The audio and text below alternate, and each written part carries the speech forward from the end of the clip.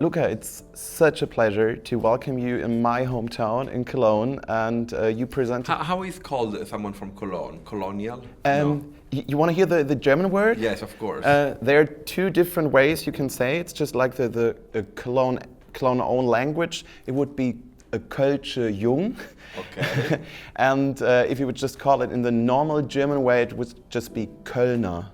Kölner, yes. Okay. Yeah, so that's I'm a Kölner or a Kölsche Jung, and I just live around the corner. So it's, as I heard that you were coming to Cologne, to the film festival, and to present Suspiria. I was very on fire, I was very excited, because you don't get so many chances to thank a filmmaker for a great movie. So first of all, for Call Me By Your Name, I know we are here for Suspiria, but I loved it so much, and brought my whole family to watch the movie, and later we had wine, and that was awesome. So wonderful. Thanks for Thank this. you.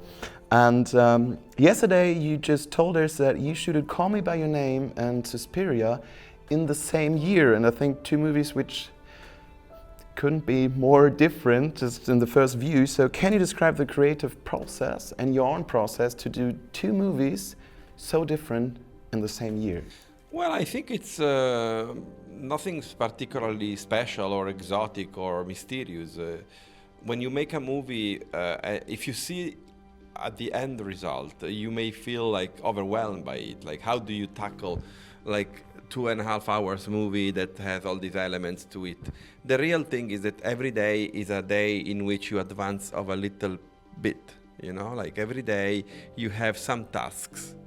So my method is always the one of applying myself and my team to achieving the small things that together and sum it up become the final film. So I would say a lot of work. Okay, and yesterday you also told it was your kind of your first horror feature film, but in your heart it was just like you do your first movie, and you didn't get the chance to talk so much about it. So I want to just know how your thought came to say, okay, well, it's just like the first. I really believe that every day, every movie someone makes and any directors make can be considered his or her first feature, because you never learn and you always discover new things. First of all, you change. The person, the subjectivity of the filmmaker is the one of someone who is growing up and changing through time.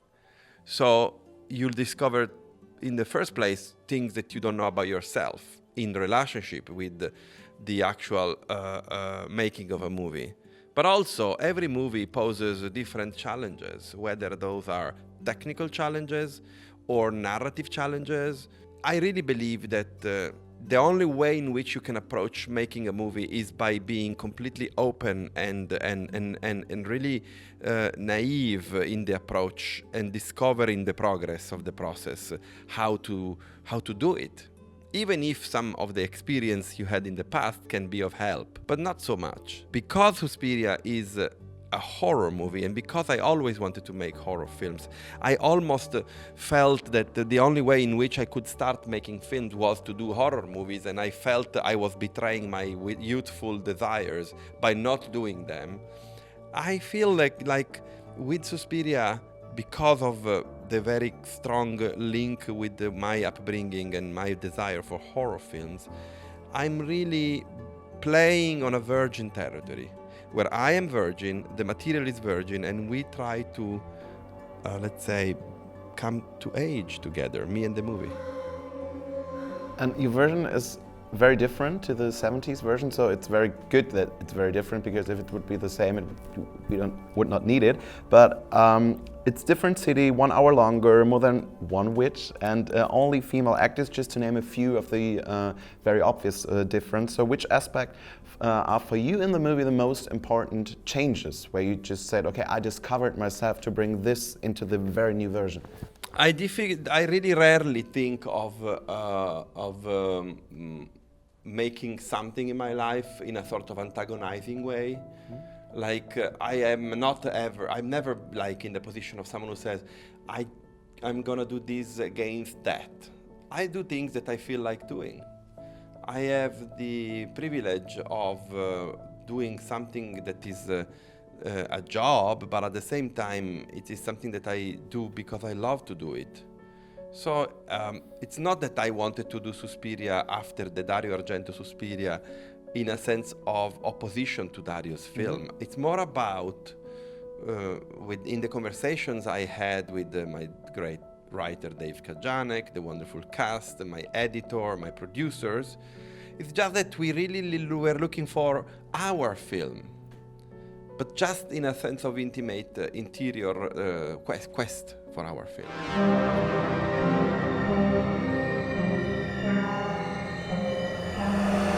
For me, Call Me By Your Name was just like the road to my father, and in kind of, and Suspiria. In which sense? We talked about, we always talked about sexuality in a good way, but I think that was just like a very, very personal moment sitting next to my father watching Call Me By Your Name. And I think he understood a little bit more about his own son, and it was just a very strong emotional connection, and that was awesome. That was very, very, very special. And that is one reason because I thank you so much for the movie.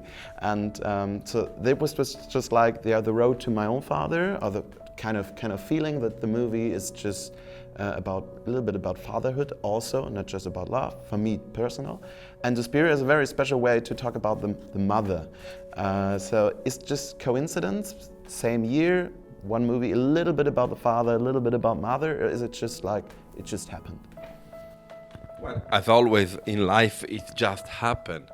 But also, we are the product of our unconscious. So I don't think it's by chance. It is by chance, but it is not.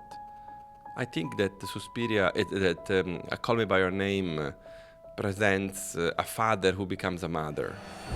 And in Suspiria, you are in front of an unapologetical, powerful idea of femininity, unreconciled.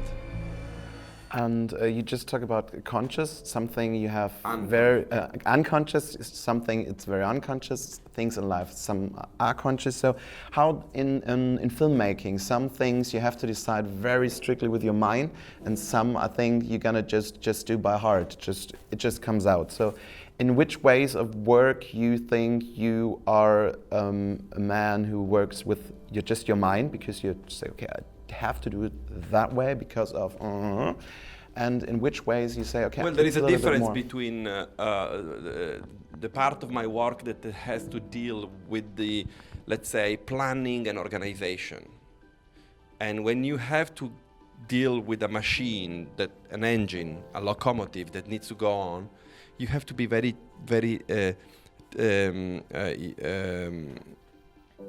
in charge of making sure that the engine is very well oiled and very well kept, and every details of this process are really commanded properly, which takes a lot of, let's say, mind, as you say, but in a way, not mind, but really mindfulness. But then, when you are making a movie, you know, like if you have to film this conversation between the two of us, and you have a page of dialogue, then you would start from the details, like your hand on your arm, your feet under your other leg, your bright eyes smiling at me, and my reverse position. So you have to build up this scene of our conversation through the details that makes it. Sometimes, in order to achieve the true essence of a scene, you have to let something to be not completely clear, a little bit unclear, so that sometimes things go and resurface by itself. It's a good thing, for instance, that I shoot in the English language, but my language being Italian, because even if we can say that I speak a good English, or I make myself understandable, and I understand English, truthfully, it's not my immediate language, and there always will be a side of it that will be kind of obscure to me. In Suspiria, also, a third of the movie is also in German. That would be so, like, to leave areas of unclarity, it is a way for the intuition to flower. So flourish. How was it to work? Because you just told me that, of course, we are talking in English, so both of us understand English language, but you're from Italy, and how much contact did you have with German language before? Because it's unavoidable, at least for me, the German culture, and but I never dealt with it in the original language, unfortunately, apart from listening to opera. But I always had translation of it. But that was nice to hear that it was very accurate yesterday to hear the German about the German aspect of the movie. Of course, because of if you hear Tilda Swinton talks in German. The piece will be called Wieder öffnen, open again. This is fine to hear her German that's not accurate, but if you hear Lutz Ebersdorf performance with Mr. Klemperer, for example, and there you just hear and you just feel how she explored the German language. Of course, it's not 100% accent free, but it's very, very near. So I think there are lots of people who didn't know that it's Tilda, and because they just didn't hear the difference in the German language. And who did you identify with in the movie? Lutz. In Suspiria. Did you identify in Lutz? Or you? Yes, but just because I have to be honest, because you just heard the rumors before, and I've met Tilda Swinton 2 years ago. So, but emotionally, which one is the character that made you more close to you? The male version, yes, of course. Okay. Because he was just like, for me personal, more in kind of my position. I'm not working with. It's interesting. It's interesting. I'm very curious to hear that. So you felt you were that Klemperer was keeping your place in the story. Yes, just a little more. And to hear hopefully you're not gonna be brought into a dungeon. I hope so as well. And then you had German actresses. Oh, many. So fantastic. And that was awesome to hear that you were able, even if you are not able to speak German, maybe a little bit. I don't know. Not at all. Not at all. Okay. And that was curious to see how people are talking in German, and it just sounds more authentic than some German filmmakers bring their actors to talk. Because this is what I sometimes, in particularly German films. Don't forget that we were working with Germans, of course. Incredible actresses like that Angela Winkler, Ingrid Kaven, René Sotendik, all these actresses. But of course they need a director. Enormous actresses, incredible. So that was great to see and great to hear. And that would be just the next question: how, especially for I say regular audience or even of the professionals, I think it's not always so easy to see what is a decision of the director, what just happens in the scene, what was just brought by the actor. Can you describe a little bit how can the audience see a little bit more of the craft of the director? So kind of. Well, you know what I mean? This is a strange question to me because I have grown up by the concept that a movie is of the director. So you think every of course, but so you think everything I see is of course everything of this is the complete decision by the director?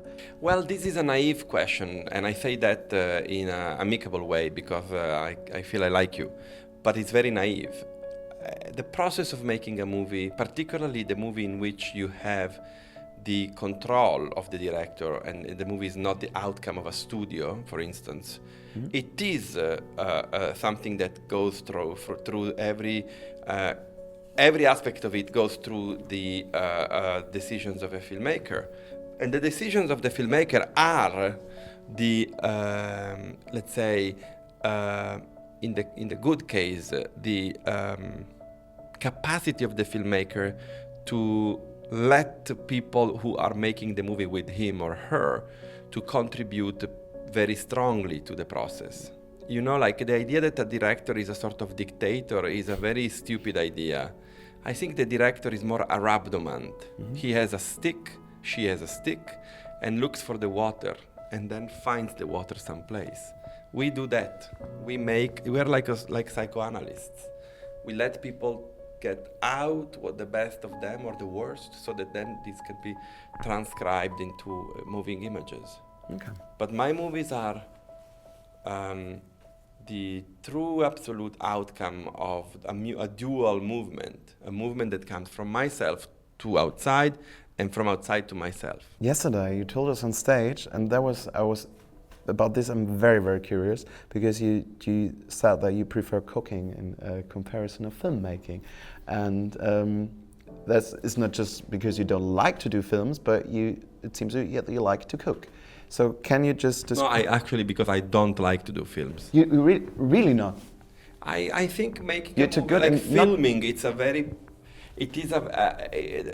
for myself to engage into the process of filming, it's almost like a transgression of my own values, because I really worship quietude and a sort of intimacy of my own line of thought that I may share with someone very close to me. Mm-hmm. But when you are in a movie set, you are surrounded by a very large amount of people. Some of them are really close to you, some of them are quite close to you, many of them are people that you are working with and that you may have met only in that occasion.